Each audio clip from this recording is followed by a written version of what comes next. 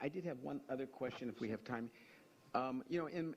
This morning I talked a little bit about that University of California, Berkeley, some groups have put in a bylaw that disallows anybody that has a Zionist view from attending, or not attending, but from being asked as a speaker to that event.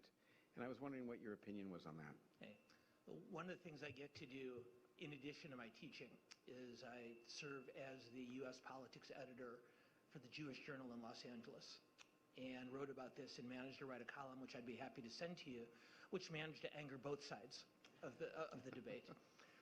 But what I will say briefly is there is no such thing as a Jew-free zone at the University of California, Berkeley. Right. One of my all-time all-star students, Evet Tamangari, is now the head of UC-Berkeley Hillel. And even though she's not my class anymore, I've had the opportunity to talk with her about her experience and the experience of other Jewish students on campus. So there is no such thing as a Jewish-free zone. Right. That said, there is, and this is a broader challenge for higher education, far beyond the UC system. College campuses have become the battle lines of a really nasty and often ugly debate, not just over Zionism, but over Semitism in our country.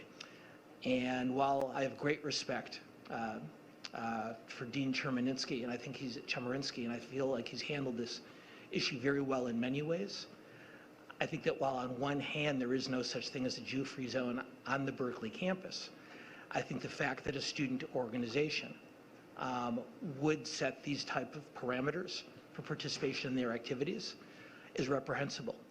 It shouldn't be allowed for a Black, a Latino, an Asian Pacific, or an LGBTQ organization. It shouldn't be allowed, or for students of those communities, it shouldn't be allowed for Jewish students either. And the fact that only 9% of UC-Berkeley law students belong to this organization does not give me much comfort, because it tells me that 11% of the lawyers that we're producing out of the campus think that this type of ground rule is acceptable. So it's not as egregious as many have charged, but it's an issue of very, very serious concern to me. And I'd be remiss if I didn't commend the Regents for the stances that you have taken to push back against this kind of hatred, regardless of the racial or ethnic or religious group against whom it's directed. Thank you. I couldn't agree with you more. My final comment, I couldn't agree with you more.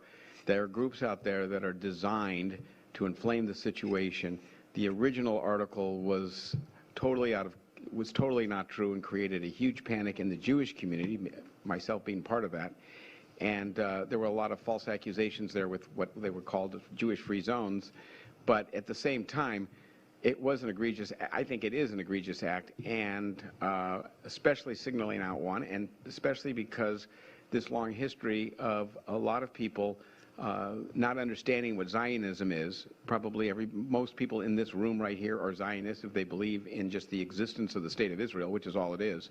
And so I think all these things have been inflamed, and one action leads to a more inflamed action of somebody else, and everybody's got their own agenda. So I appreciate your thoughts here, and thank you. Well, I would happily hijack the rest of the program to continue this conversation, but I know better than to get on Chair Riley's bad side. So I'm glad we've been able to convince each other.